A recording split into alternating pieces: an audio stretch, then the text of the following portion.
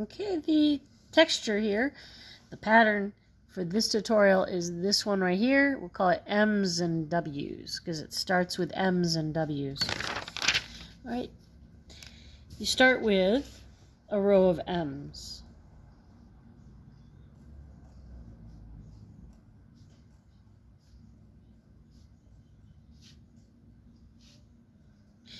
And then underneath, for each one, you have a W.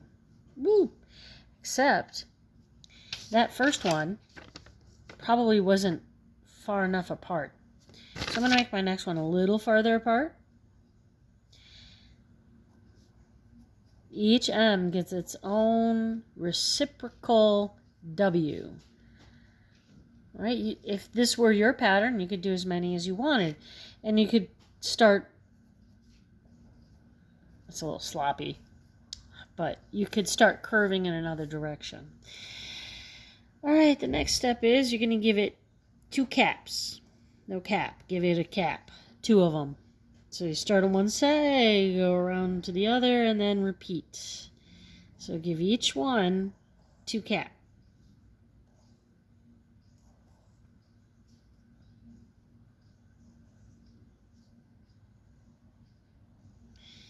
And then on the bottom, so you start from one side, go to the other, and if it gets too big, then I can slip the second one inside of it.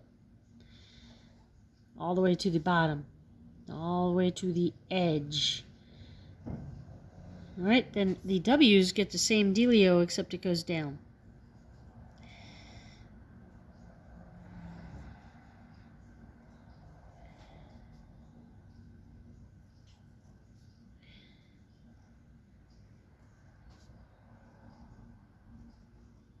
I think you get the rest of it. I'm going to finish it on pause. Alright, got the 2 caps for each one.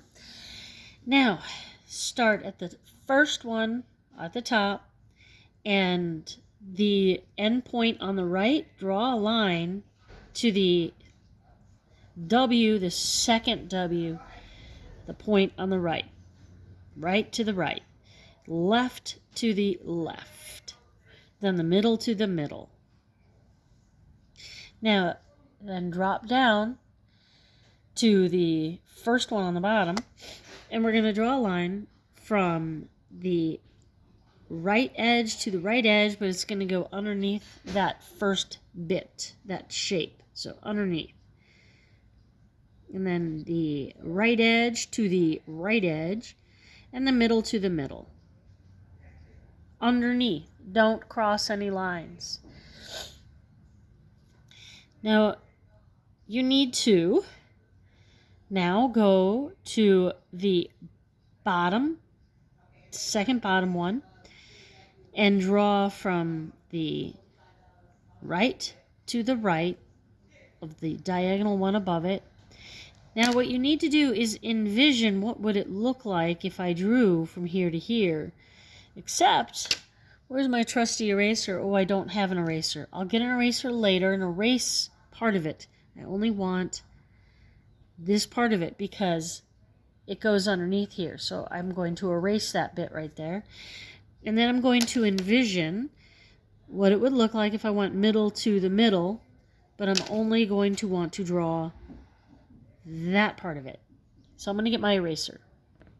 Alright, so we don't want that part because what's happening is it's going underneath and joining behind here. So now, it's very important that you now draw this guy underneath, so the right side to the right side, but it's got to go under. Then envision in your brain what it would look like. It would come out right about here because it's aiming for this spot right there. So we're going to join this to this, but it's going to go underneath. So I need to stop at that line and stop at that line. Then I'm going to do the middle the same way. But I got to stop. Don't go underneath. Now I'm going to go from here to there. And this is going to be aiming towards this corner right here. And then don't forget to do the middle bit. Then drop back and draw this guy underneath. So you go over, under, over, under. All right. So this will go here, and then it'll be the over. You do your over first. Now I'm going to do my under, so I drop back and do the under. Now I'm ready to do my over. So this will be the over. And now I'm ready to drop back one and do the under. So it's aiming for here. So now I'm going to do the over again. And now we're going to drop back and do the under. Whoops, that's a mistake. You know, one little mistake isn't going to ruin the big picture, so try not to fixate on one mistake. Instead, take this moment to reflect on everything that went right and overwhelm that one little mistake with everything that went right and move forward and just say, oops, I won't do that again. I'm going to concentrate. I'm going to be in the moment. All right, so I go over it from bottom to top. Then I drop back one and go under it. You know how you got to get over it? Well, sometimes you got to get under it. All right, so now I'm going to go over. So this corner goes, the right side of this one goes to the right side of this one. And then don't forget about the middle. Don't forget, after you go over, then you drop back one and go under. Over, under, over, under.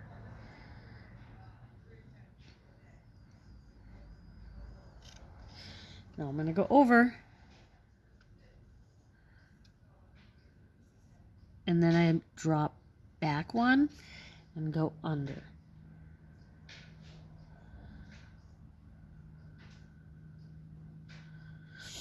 Now, after you do this, you can do a whole nother row, starting with M's. Partner right next to it, like this. Hold on, pause. There are the M's.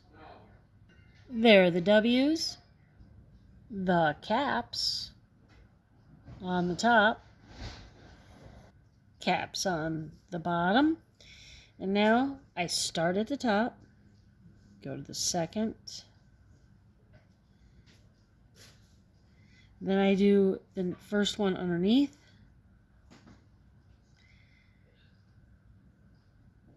And then I start that pattern. At first, I'm going to do my over. Then I drop back and do the under.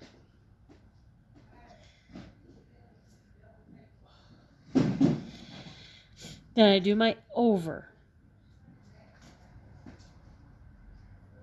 And drop back and do the under. I'm going to finish this row on pause. And I could do as many rows of these as I had space. But now we're going to talk about the shading. So this whole little piece, put in shadow. See it repeated, the little piece? It's not in the first one. It's only starts here.